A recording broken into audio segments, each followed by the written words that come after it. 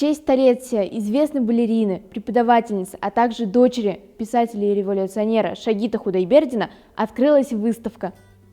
Выставка находится в музее имени Шагита Худайбердина, в старинном деревянном особняке, уютно вписавшемся в городскую атмосферу. Экспозиция небольшая, занимает чуть больше половины одного из музейного зала.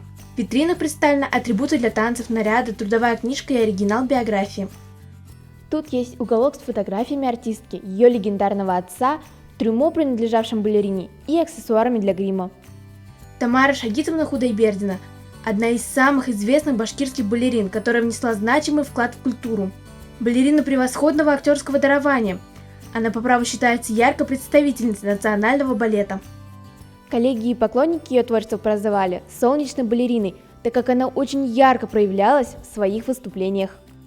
С юных лет она работала в театре оперы и балета, наравне с профессионалами. Ей блестяще удавалось совмещать сценическую деятельность с преподавательской. Она всей душой стремилась преподавать молодому поколению свои знания, опыт, навыки.